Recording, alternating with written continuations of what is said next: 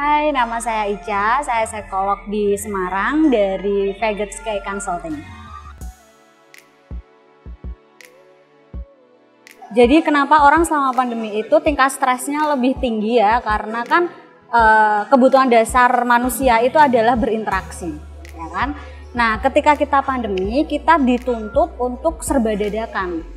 Untuk kita mengurangi interaksi sesama manusia, interaksi keluar, dan aktivitas-aktivitas itu adalah hal yang baru gitu, dan kita dituntut untuk adaptasi. Yang tadinya kita mungkin bisa beraktivitas di luar dengan bebas, sekarang kan nggak bisa, harus ada hal-hal baru yang harus kita lakukan seperti protokol kesehatan dan aturan-aturan baru dan kebiasaan-kebiasaan baru untuk kita beradaptasi gitu kan. Nah, tapi ya sampai kapan gitu, yang sampai kapan beberapa orang kan sudah bisa adaptasi, yang nggak bisa adaptasi itu kan selalu bertanya, bisa nggak aku nanti ke depannya untuk hidup seperti ini, apalagi untuk beberapa orang yang terdampak gitu.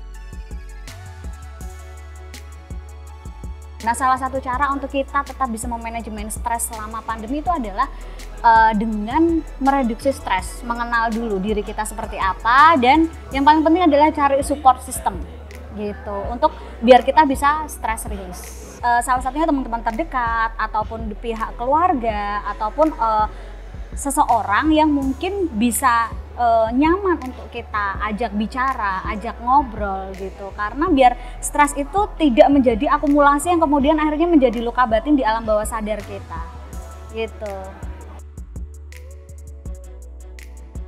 Kan ada beberapa kita mental breakdown ya, jadi biasanya sudah kelelahan afeksi, capek gitu, mungkin ada di situasi yang nggak pasti, kemudian mungkin ketakutan-ketakutan dan kecemasan-kecemasan lain di kondisi seperti ini. Cemas itu wajar, tapi cemas yang seperti apa yang pada akhirnya kita harus tangani secepat mungkin, harus kita intervensi secara profesional, itu yang mungkin perlu diperhatikan gitu. Kalau misalkan memang dirasa sudah stress release, self healing sendiri tapi ternyata tidak membantu, itu memang harus disarankan untuk bertemu dengan profesional, baik psikolog ataupun psikiater gitu. Atau mungkin kecemasan atau emosi-emosi buruk yang timbul sekarang ini sebenarnya hanya pemantik dari luka batin yang sebelumnya jauh sudah ada di dalam orang tersebut. Nah, itu setiap orang memiliki kondisi mental yang berbeda untuk menanganinya.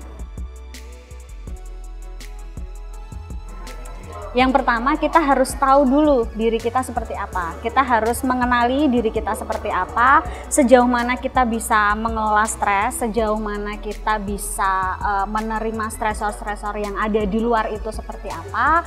Kemudian dicari tahu juga apa yang bikin kita stres, apa yang bikin hal itu bermasalah untuk kita.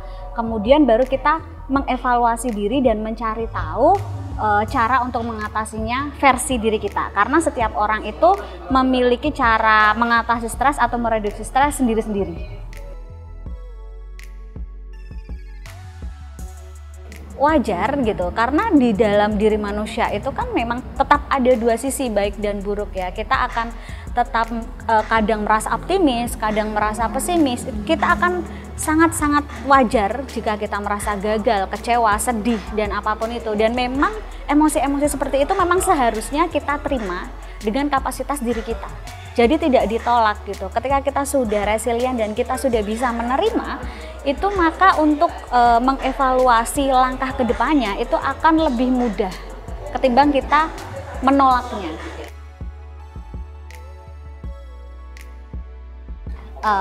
Di pandemi ini, di musim ini, teman-teman nggak sendirian.